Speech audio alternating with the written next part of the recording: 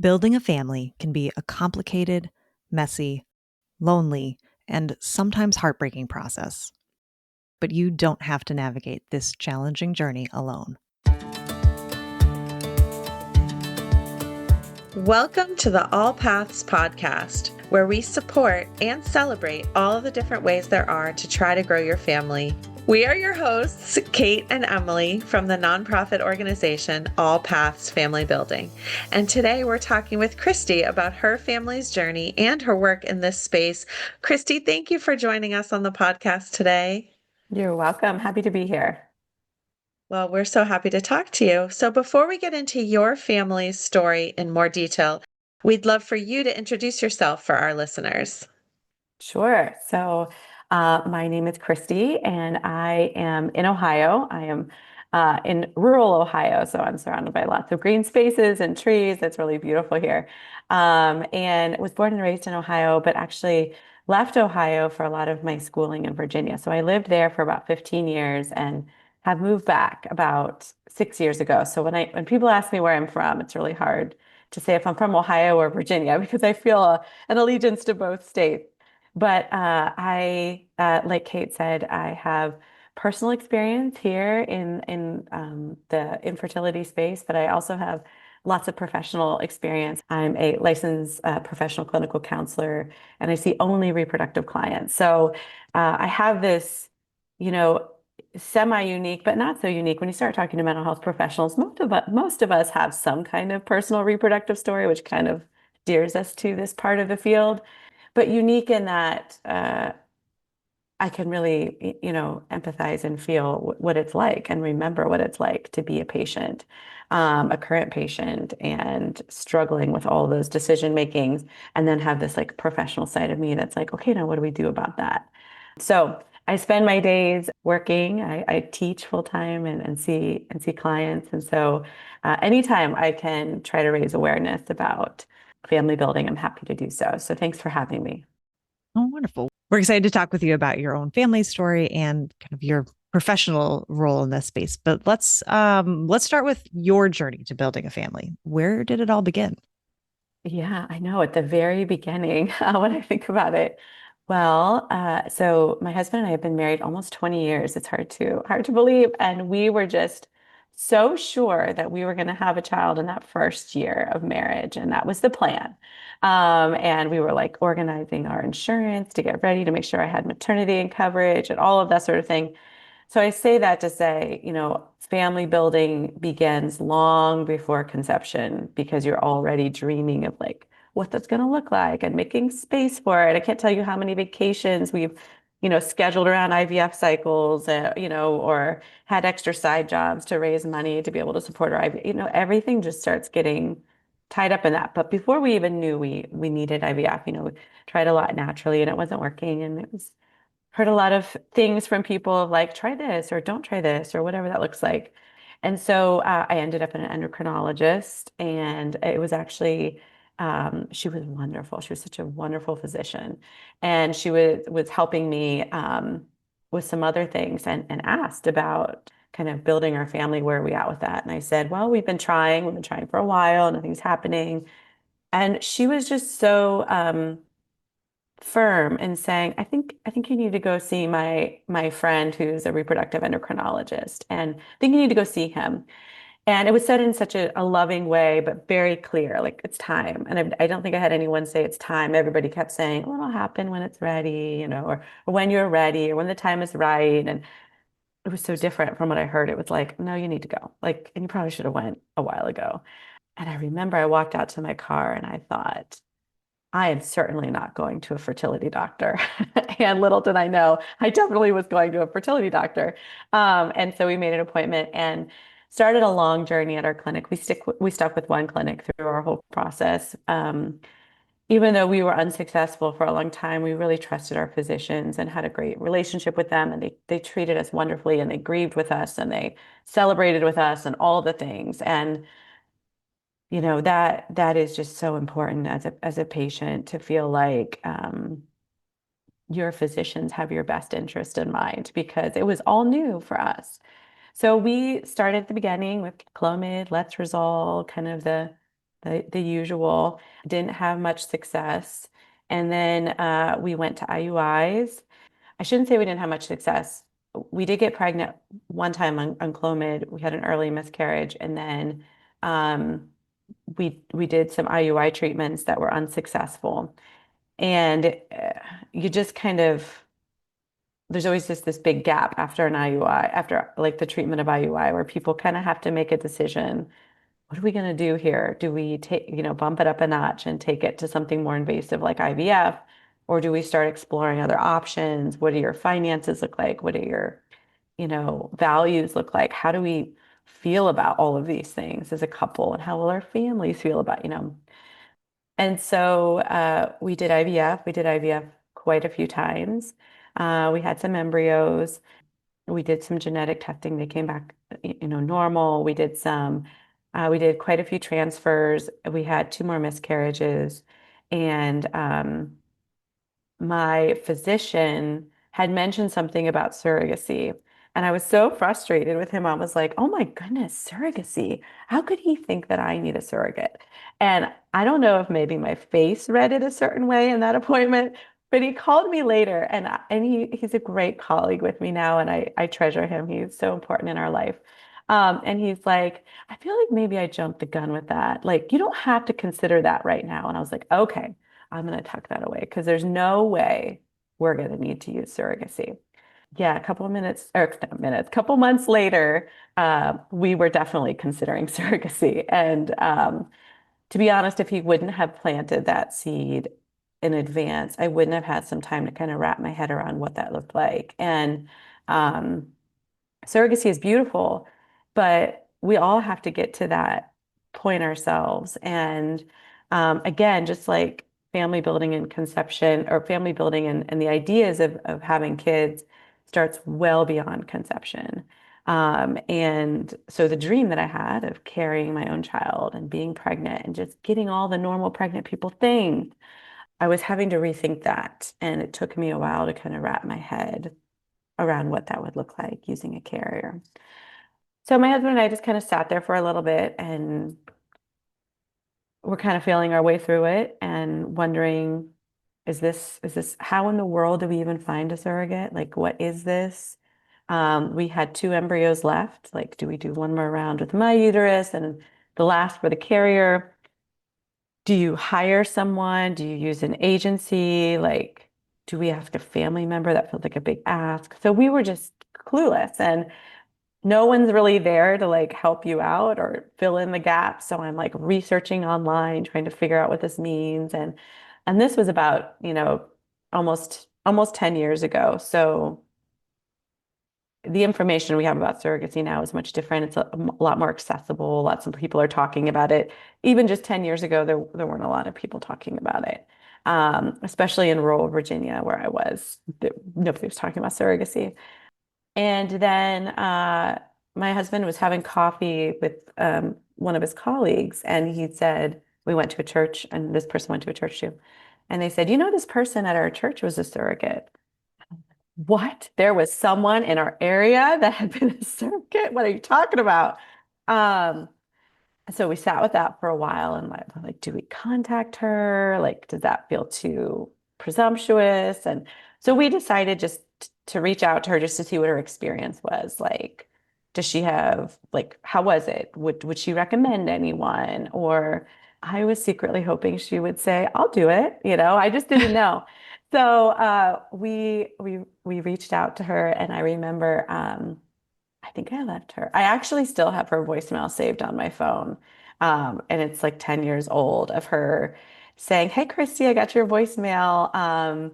Call me. Let's talk more. I'm really excited about this. And I just can't delete it because it was so precious. So I just said, can we meet? Can we have coffee? I just want to hear your experience. We're in a position where I think we need a carrier. She heard it as, I want to do this.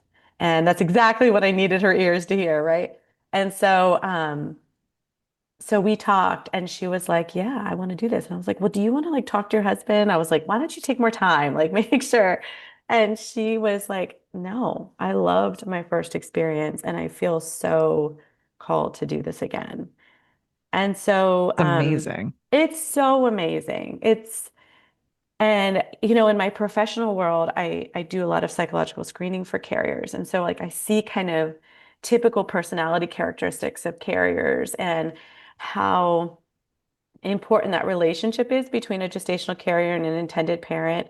And like stars really have to align sometimes because you are asking someone to carry your child. It's not like you're ordering a pizza. It's a big deal. And so when I think just about my own personal experience of finding my carrier, it was just, yeah, when you know, you know. And I hear that from my patients too. Like she's the one. And so it progressed kind of from there. And I took her to my clinic. She met my doctor. She did some of those, initial tests. We did the psychological evaluation. We went through all the hoops that you have to go through in most states for surrogacy. Got to the legal contract and then an embryo transfer. We're all very excited. And I remember I made her a little basket that she could go home with like things to do while because she also had multiple kids of her own. So she was very busy. She was a working mom. And for someone who it's hard for me to ask for help from someone who's already doing a lot in life. It pulls on all your stuff, just all your stuff of, Hmm. I can't carry this baby on my own. And now I'm asking for help from someone who's already so busy in life. And where do I fit in all of this? And I don't want to be weird and I don't want to be overbearing, but I also want to like be near my baby and um, all the normal things intended parents are trying to figure out in their heads. I also had to figure out in my head. So we transferred our last two embryos and one took and one worked. And I have my daughter, who's almost 8, that our carrier carried beautifully for us. And those 9 months were wonderful for her family, all lived in that area and became like super excited for us. And we felt so grateful to her, not just her, but her whole family, as they kind of welcomed us in. And our carriers went on to do it a couple more times after us too. So she's like a rock Wow. star. Like That's amazing. she's amazing and can carry babies and birth babies really well. So we're just forever grateful to her. So Mm, yeah, so we had my daughter in 2017 and learned so much through that process. it's amazing. Well, thank you so much for sharing all Yeah, of that. yeah, you're welcome. It's so neat to have lived near your carrier because we talked to a Yeah, lot of people who, they get phone updates and like they yeah. get texted pictures from ultrasounds and they don't have Hmm. that connection where like, hey, let's go get coffee or let's, be Yeah, intimately involved or, oh, I'm going into labor. I'll yeah, keep you updated because you're 10 minutes away from the hospital. It's not like, okay, now I have to pack and get on a plane. It's going to be yeah. really nice to, have been Hmm. that close and be an intimate part of the whole process. It was so important for me. I don't think I realized how important it was until she got that positive pregnancy test. And then I was like, so I'm gonna vicariously live through you for the next 9 months. So Hmm. um, she was such a good sport. Like we did like some extra 3D ultrasounds. I got to go to every doctor's appointment with her. Her kids were so excited. They were at a great age where they were like, could understand the process and would come with us to some appointments. She was a little overdue or close to it. She went into labor, but ended up not having my daughter on the night we thought she would. But we were all at the hospital ready to go. And like my husband's mom flew in, all this stuff, and it was like a false alarm. And she was so disheartened. And I was like, it's all right. Like it's just we're gonna get another fun day together. Like it's all right. Hmm. And so she was just like, it's time for this baby to come out. And so I remember I made these lemon cupcakes that were supposed to induce labor, and I like brought them over, and it was a really beautiful part of the process. Her mom was involved and came to the hospital after my daughter was born. And it was just, yeah, I can't really explain it. I'm still kind of on a cloud 8 years later, what it was like. And so it's been interesting for me, professionally to also see other intended parents be matched with carriers because, their expectations of their carrier could be very different than what mine were. And they're totally fine Hmm. not being involved as much. And that's great. Like as long as they know their parameters and their caregiver knows the expectations. That's great. It's just interesting to kind of see kind of the range of preferences for people that engage with surrogacy. Absolutely. Well, so how did you navigate sort of? I really appreciated you sharing, even though that was such an amazing, it sounds like beautiful Mhm. journey together. I appreciate you also sharing, though, that there were moments where you were like, where do I fit into this complex Yeah. equation? And so I'm curious kind of how you navigated all of the pieces, emotional, Hmm. financial. I mean, I'm Hmm. pretty sure Virginia did not have insurance coverage for your fertility treatment, and certainly surrogacy is difficult to navigate financially. So can you talk a little bit about how you navigated all those different spheres of life Yeah. with surrogacy? Yeah.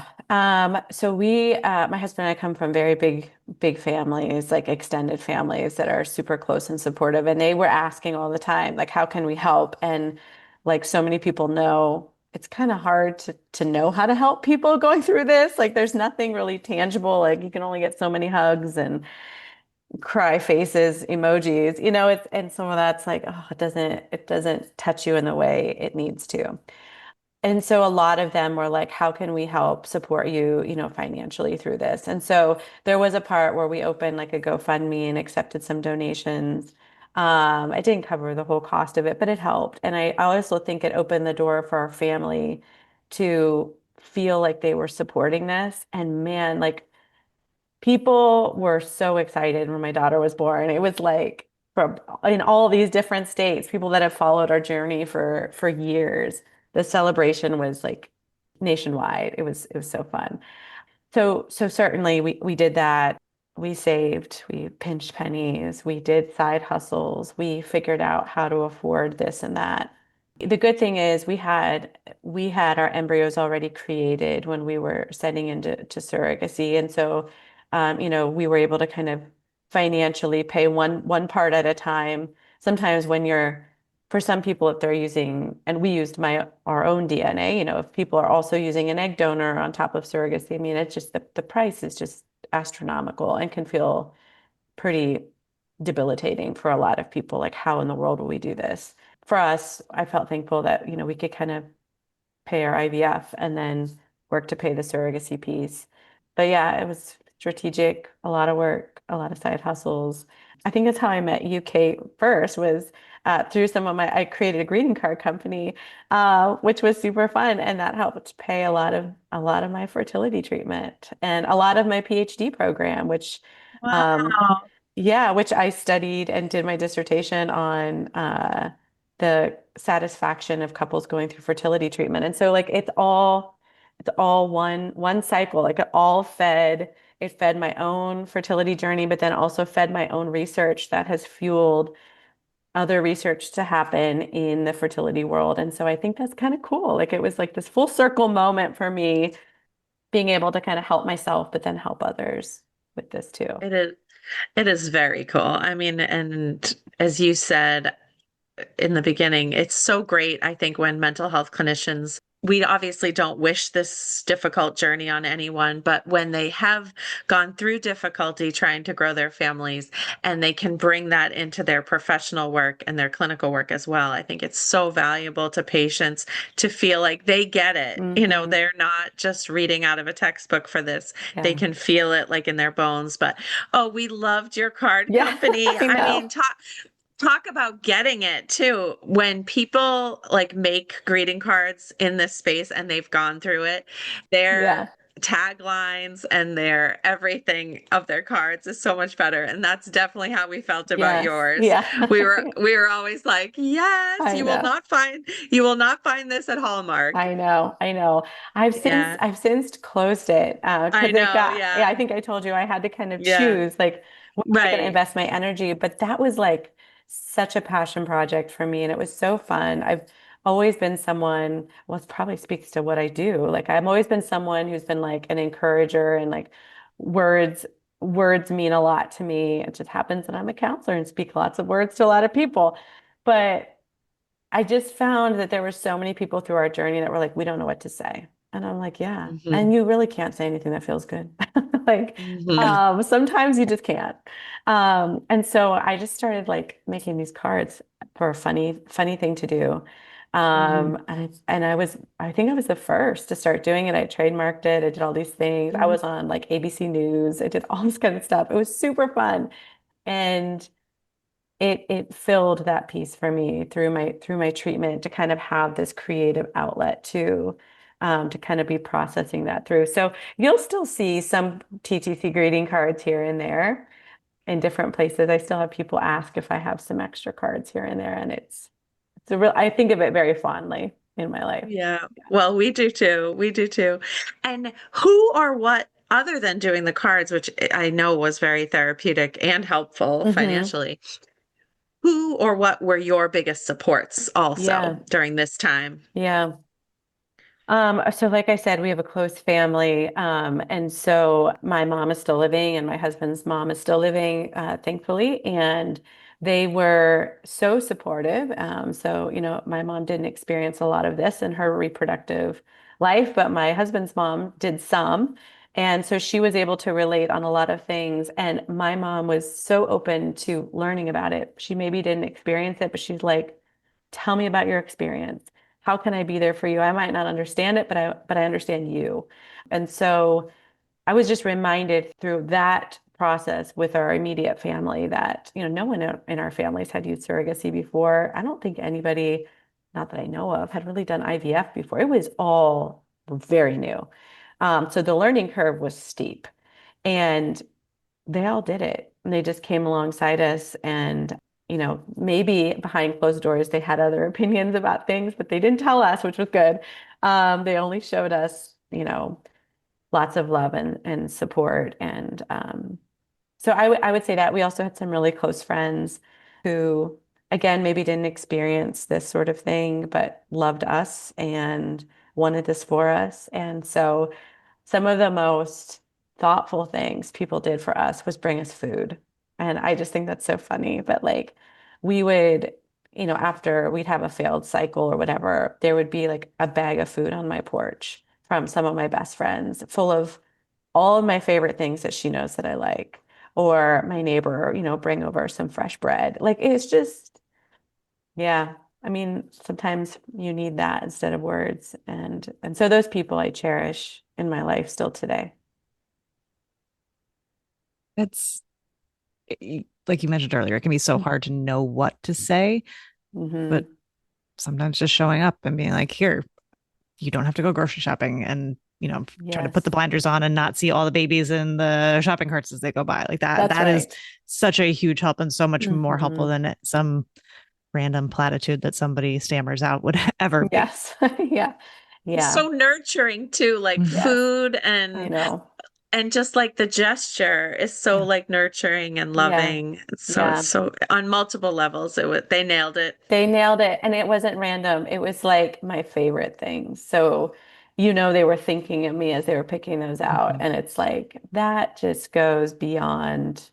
And so it's funny, like, 10 years, 12 years later from that, I still think of those friends and remember those moments and choose to remember that about they saw me, really, really, really saw me, Kristy, in some of my weakest, most hardest, most desperate moments and really loved me in a very special way. And my husband too, of course. We've been together a long time. And so, and I do a lot of my professional work and couples work. And so understanding how couples experience this process very differently. And we certainly did have different responses, not a different experience, but different responses to what we were experiencing. And still to this day, there are things he'll say, and I'm like, that didn't happen. Or he'll say, or I'll say something, and he's like, it did not happen like that. And we don't really know who's right about that anymore, what actually happened. It's just that was such a heightened time emotionally for both of us that sometimes it's like, do we even remember what all happened? Because we were both feeling our own way through the process, which at times looked similar, but sometimes looked different too. And that, I mean, anybody who's been through a complicated family building journey knows that it can wreak havoc on relationships. Yeah, yeah. Because it is, I think, so often if you are with a partner, you're used to them being your main source of support. But when you're both going through this really Hmm. difficult experience at the same time, you can't support each other in the same way that you might be used to. Hmm. Can you put your professional hat on for a second? Yeah. What are some things that working with couples who are navigating infertility or family building challenges now, what are some strategies or conversations that you recommend people have to maintain that relationship while also making sure people are getting the support that they need? Yeah. That's a good question. And before I answer, I'm gonna back up for a second because so my dissertation research was looking to see if couple satisfaction changed as the intensity of fertility treatment increased. So basically, when we go from least invasive to most invasive treatment, so things like Clomid all the way to like IVF or third party, do we see a difference, a statistically significant difference in couple satisfaction? And what I found was no, like couples really didn't feel less satisfied. And so some of the research will show that there is a dissatisfaction and some will show that there is not. And what I have found to be kind of the determining factor in that is the quality of your relationship prior to entering treatment has the most impact on how you're going to endure the treatment itself, if that makes sense. So, Oh, that's fascinating. So it doesn't yeah, even matter the level of intervention. It's according to my study, which was a small study, so I yeah, can't generalize it to the whole world. I'm not there yet. yeah. But I mean, it had a moderate size. And so but I think that this makes sense like in life, right? That the experiences that we have in life color the lens that we see the world through, right? It all impacts how we see the world, including infertility. So whatever has happened in your relationship, informed your relationship, set up your relationship, broken down your relationship, empowered your relationship prior to entering fertility treatment will color the lens that you look at your relationship through as you're going through treatment. So if you felt like if we think about a different sex couple, like he's never there for me, or he's not going to get this, or here I am making all the appointments myself. Like what, here I am doing it. I'm carrying the mental load, but what's new? This is what I always do, right? That's the lens that you're going to view each other through as you're heading through treatment. If it's a different kind of lens or a different kind of way that you've related to your partner prior to treatment, you're going to take that through. So we're actually seeing like some resilience, like infertility is creating quite a bit of like resilience in couples. And so we wonder about that, right? Like, isn't it supposed to break you down and like do horrible things? And it's like, it can, but it can also, there's an opportunity here. And this is what I tell couples, there's an opportunity for change during your fertility treatment. And I really think that has a great impact then on couples' abilities in new parenthood to relate to each other. I talk a lot about how when couples go through fertility treatment, and let's say there's like subtle attachment cues or subtle communication cues that they're like giving to their partner and their partner's missing, maybe intentionally, but probably not, probably unintentionally missing. And it just keeps going and going and going. Oh, and now we have a pregnancy, right? Like, do we think all of that just goes away? It gets stored somewhere, right? And now we enter new parenthood, which is hard for everyone. I don't care if you've had infertility or not. Like newborn life is like beautiful and hard. And so if we enter that with our partner, with that residual stuff from our fertility treatment that hasn't been resolved or talked about, it can bubble to the surface in new parenthood because you're lack of sleep and you're exhausted and you're trying to figure out why is my baby crying and why does my body feel like this and why I don't know how to ask for help and why am I crying and all these things, right? And suddenly all that residual stuff that hasn't been processed kind of bubbles up. So, long answer to your question that it doesn't mean if we have a rocky relationship, does that mean we shouldn't do fertility treatment? That's certainly not what I'm saying. It just may mean that if we struggle to communicate prior to treatment, this could be harder for us on some levels. Like we need to be careful here. We want to be supported here. We might need to find somebody to talk through this process. Um, There are lots of people who go through fertility treatment whose relationship's probably not in the place they would love it to be. And that's okay. That's not a requirement to do it. But sometimes it can also be like a little indicator of like, hey, we might need more help talking through all of our options, or we might get stuck in some places, or I really struggle to communicate with my partner around grief and loss or big decisions. Like, so I think taking a good assessment of your relationship kind of prior to fertility treatment of like, how are we doing? And even talking with your partner and saying, how do we want to manage this together? What works for us? Right? Because no one says, let's do fertility treatment because it's going to be fun and easy. Right? It's like we're doing fertility treatment because for some reason we have to, right? For whatever reason that is. It's expensive, it's hard, it's not fun. And so it's like we're willingly entering this space. How do we want to communicate about this in a way that actually can facilitate growth for the two of us so we don't kind of slide back into that junky place that's really easy to get to? That's great. That's wonderful, wonderful advice and very thoughtfully shared, as I would expect from you Yeah. for sure. Um, so going back to your own family for a moment. Yeah. So, I mean, obviously, it sounds like there was joy from coast to coast Yeah. that you guys were finally parents, although new parenting is difficult, but such joyful news that you were parents. So, did you kind of think like this is our family, we're going to be a family with one child? Yeah. Can you share a little bit about kind of the unexpected ways your family grew? Yes. Yes.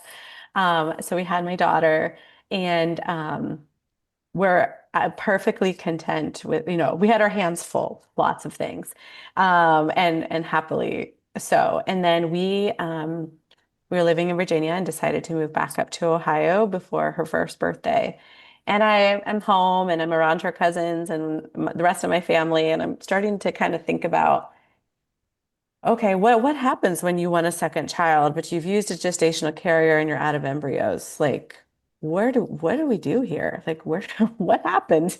Um, and so I just kind of like before sat with it. My husband and I sat with it to figure out, do we want a second child? Because if we do, that's a complicated process for us. That's not a quick decision. That's a expensive, complicated, exhausting non-guarantee process, and would we even be able to have our carrier again? And I can't imagine. Now she's in Virginia and we're in Ohio, and yeah, so we sat with it, and then we kind of decided that we were going to look into the foster to adopt process. We just like had lightly talked about it. Like that would probably be where we would go because we said if we can't use the carrier we had before, we just don't know if we would feel right using somebody else. And so I had texted our carrier and I had said, so like, are you pregnant right now or what's going on? Like I said, is your uterus still available? And she's so sweet. And we had such a good relationship. We can kind of speak to each other like that. And she said, well, I'm actually going to be caring for somebody else and I'm preparing for a transfer. And I was like, okay, that's awesome. But also kind of crossed it off my list of like, maybe this isn't the right time for us. And so I told my husband and we're like, okay, so maybe that's our sign to like look at foster and adoption again. But we hadn't really pursued it formally. And then I had this really wild, vivid dream of my carrier being pregnant with another one of our children. Like it was so clear and so vivid. So I texted her again like the next week and was like, I had the craziest dream. I said, are you pregnant right now? Because I feel like if you're not, you're going to be soon. Because I had this dream about you. It was so clear. And it turns out that I was the one that was pregnant. And I had this wild dream, and I texted her a couple weeks later and said, you're not going to believe this, but it was actually me that was pregnant in the dream, not you. And so I don't know how it happened. I don't have a magic solution. Well, I mean, I know how it happened, but I don't know how it happened. Um, but I don't know. I wasn't doing anything different. I wasn't eating anything different. I wasn't sleeping. I didn't do anything different. I was just me. And lots of people like to tell me what they think I probably was doing differently that I conceived. Maybe I was Of course. maybe I was more relaxed. Maybe I was because I was with family. Maybe it was the Ohio water, the Ohio air.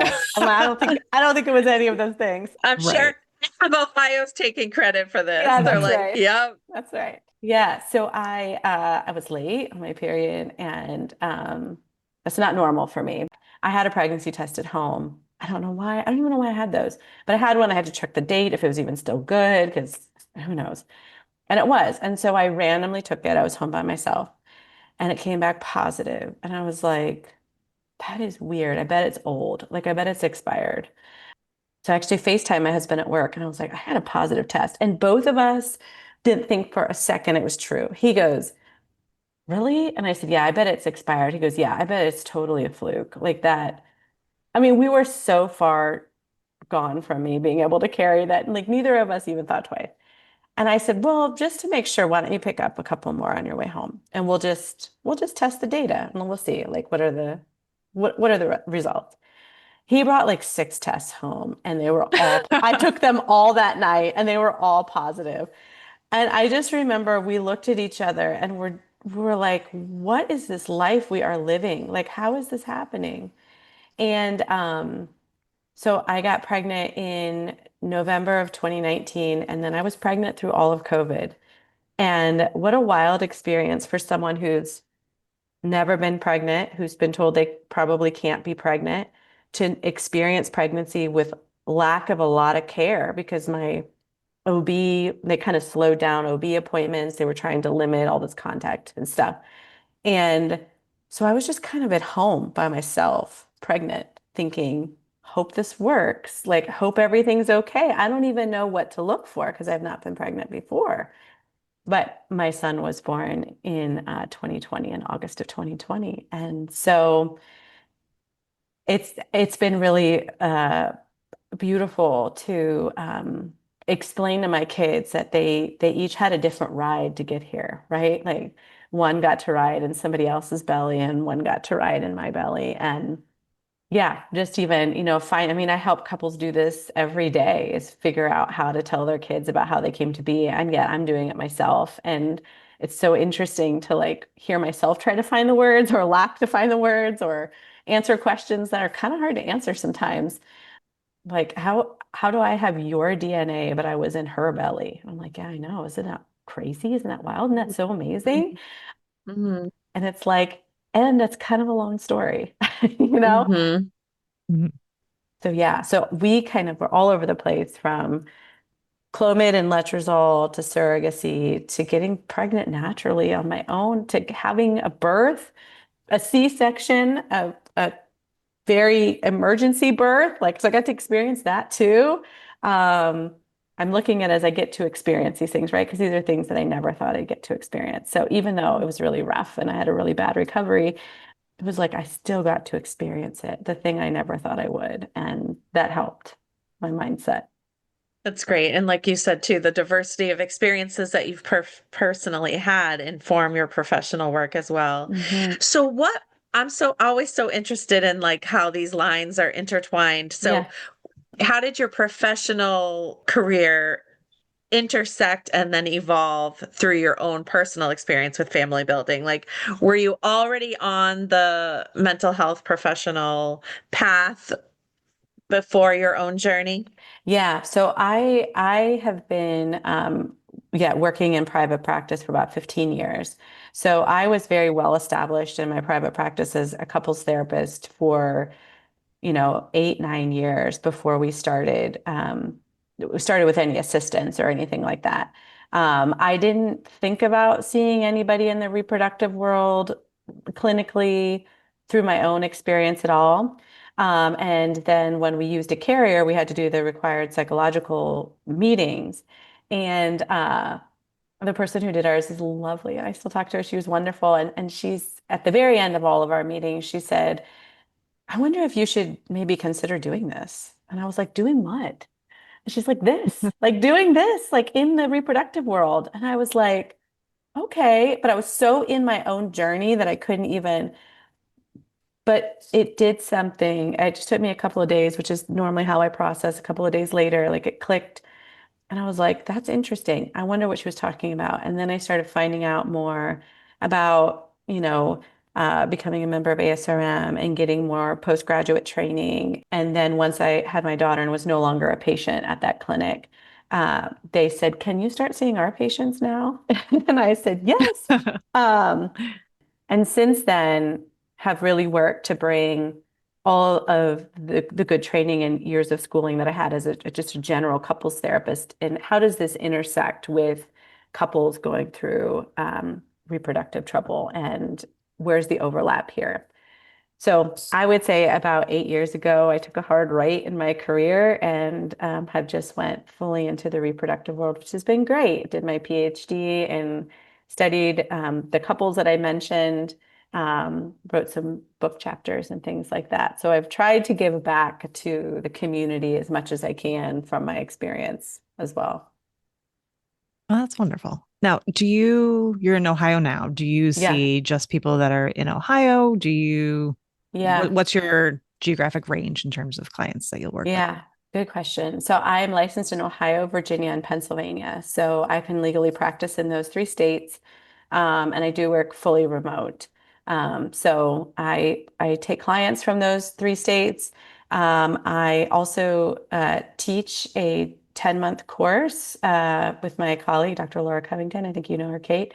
Um, and we teach other mental health professionals like how to work with people that are in the fertility world. The whole gamut, not just like general fertility counseling, but like how do we screen egg donors and how do we do recipient consultations? And that has been so fun to also feel like we're helping kind of educate the next or the current, round of people that are working to enter this field. And that's been super fun. The class has been fun. So I do individual, and then I also see, I get referrals through fertility clinics. That's mostly my client base is, physicians don't always have time to be working on all those emotional aspects with their patients. So usually my card gets handed out there, so I get referrals that way. I've more recently been getting some more requests than what I can manage right now with my time because time is precious and I'm trying to balance like everyone else in the world, trying to balance lots of different things, lots of different hats. So I created a couple different courses that people can take, like patients can take. They're not really for like counselors, but like the average person going through it that kind of gives some tools and some information about what does this look like? It's not to replace counseling and it is not counseling, but it's just kind of like coaching in some ways of what does this look like going through IVF and what does it look like pregnancy after infertility? What does that look like? So I try to be available in those realms too. Well, those sound like some really, really wonderful resources. I mean, like you said, as Yeah. thank you for working and to train the current generation, the next generation of providers who understand the family building Yeah. space. But there are definitely not enough providers out I there right know. now. I know. There's a lot of people with really good intentions, right? Or lots of people that have their own stories, but like we tell people our own stories sometimes are not enough. From a professional, experience, we also need some professional training along with our own stories that to help us better, um, be there for people through the journey as And well. we'll put your links in the show notes if anybody Oh, listening wants nice. to learn more. But is there a quick way for people to get in touch? Would it be through your Yeah. website, social media? What do you prefer? Yeah, I don't have a business social media. People have been telling me to start one, and that feels like so much work. So I'm not going to do that. But I do have a great website that I've worked really hard on. So I would go there. So my practice name is Aporia Counseling, Aporia Counseling. So you can find me at aporiacounseling.com, and you can look at kind of I have resources on there. I have some free resources on there. I have those online courses that you can take and they're pre-recorded so you can like, do 15 minutes here, do a half an hour later. If it's too overwhelming, you can put it off till 6 months from now and take it then. And there's a contact form on my website. So you can just fill out your information and it shoots an email straight to me. And I'm happy to be a resource if I'm able to. Wonderful. Thank you. Like I said, that Yeah. link will be in the show notes for anybody listening. So, as we start to wrap up, there are two questions that we like to ask all of our guests. We'd love to pose them to you. They're related, so you can answer them in any order. The first is, what is one thing that you would say to someone who is just starting to grow their family? And the flip side of that is, what is one thing that you wish people would stop saying when someone shares with them that they're struggling to build their family? Yeah. Oh, those are good ones. So for your first question, just starting to build your family, I think keep your options open.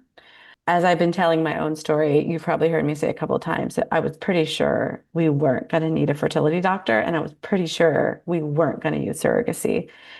And thank God we did, right? Like, of course we needed those things. So keeping your options open, and your opinions may change over time.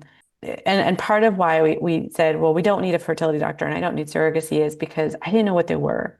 And I didn't understand them. And I was dealing with my own emotions and grief and loss of what it means to not be able to carry my own child. So it didn't mean I didn't want surrogacy or thought it was bad. It's just I didn't understand it. And so keep your options open. And as you talk with your partner, or if you're a single mom or single parent, like keep your options open, because as you learn more about your treatment and prognosis, your opinion might change of what you're open to doing and what you're not. Um, at the same time, know your limits. So it's like keep your options open, but know your limit, because I meet a lot of people in my clinical work who do really have hard limits of what feels comfortable and not. And so that's good to know too, right? We could be doing IVF for years and years and years, but sometimes we have to know our limits of when enough's enough for you as a person, for you as a couple, like when's enough enough. So, you know, keep your options open, but know your limits. Love it. Yeah, the second question, um, probably if their sentence starts with, well, what worked for us, that's probably not going to be helpful for me personally. And I have found that like I don't share my personal story much. This is actually probably one of the first places I've really shared it publicly, because it's not really helpful for my clients to know a lot of the times, because the focus is for their story, right? And so many people want to just share their story. And sometimes sharing their story can overshadow the person who's grieving right in front of you. And my experience of IVF is going to be different than your experience of IVF. Even if we have the same exact protocol, again, the lens in which we view the world is different. So we can both experience IVF and have radically different experiences of it. So just when I hear people say, well, let me tell you what worked for us, whether it was a certain position or a diet they followed, or, like, well, I ate McDonald's when I was going through IVF. What was the thing was eating McDonald's French fries after a transfer. That was supposed to, I don't know what it was supposed to do, but that's what everybody's telling me to do. Or watch a funny movie, or I drank so much pomegranate juice during that process. I don't even know what it was supposed to do, but I was doing it, and broth. And so I always tell patients, they already feel such a burden of all the things they're supposed to do. But then when they hear like these other things, it's like, well, should I be doing acupuncture? And should I be doing this? And should I be doing that? And I'm not a physician, but I can tell you that if it continues to add more burden to what you're doing, then we probably need to scale back a little bit, right? If it's helpful to you, if it's fun to go to the McDonald's drive-through after a transfer, go get your French fries, right? But if you're doing it because you're afraid if you don't, it won't work, then let's talk about that, right? Because suddenly that doesn't feel like a fun thing. It feels like a have-to thing. And let's really look at that. So yeah, those would be my Yeah, two answers. I love that. And I think you're right. There's already so much pressure to quote unquote do all the things you can to control what is Hmm. ultimately an uncontrollable Yes. situation, that just adding things, even if it's eating French fries, can start to be like, okay, this might make or break the whole cycle, Or which like, is I didn't get my insanity. fries. Yeah, Yes. yeah, Right. yeah. Yes. Yeah, I loved that. That Mhm. was great advice. And I mean, not just because I happen to agree, but but Yeah. I Yes. totally feel that way. I see people obsessing over all of these different things, and it's sort of like, unfortunately, as we know all too well, you can do all of those things or none of those things, and it doesn't change the outcome. And I think that's part of what's so crazy about this is it's unlike anything really that you can compare it to in your life in terms of how much you want it to be successful and how little control you feel like you have over the outcome. I mean, there's so many other things where if you work hard enough, usually success will come. And this is just not one of those. It is miraculous, but also very frustrating that you can't control the outcome. So, Yeah, yeah, absolutely. And I think that that mental load and that burden, especially when there's like a diagnosis, like a unexplained diagnosis where we don't really know why mhm, treatment's not working or why that failed. Like our mhm, human mind is just a human part of us to go back through and think, try to make sense of it, right? And so we are making sense of it and we're going to say, oh, it's because I didn't get those fries or I didn't watch that funny movie or I didn't have that pomegranate juice or whatever it is.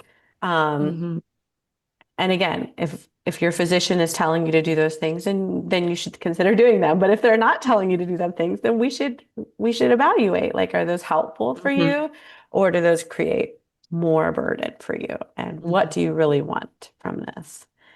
Yeah.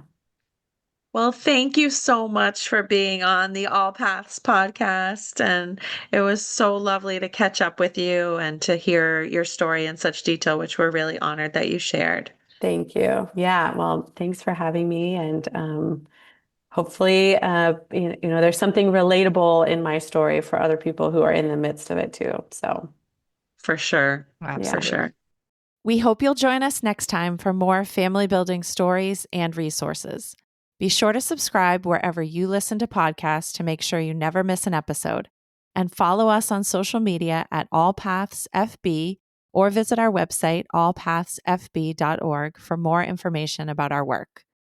All Paths Family Building is so grateful to the members of our circle of support who are vital to our ability to provide emotional support, education, and advocacy that is open to anyone struggling to grow their families. Today, we want to give a special shout out to our gold sponsor, Mass General Brigham. Thank you for joining us for this episode.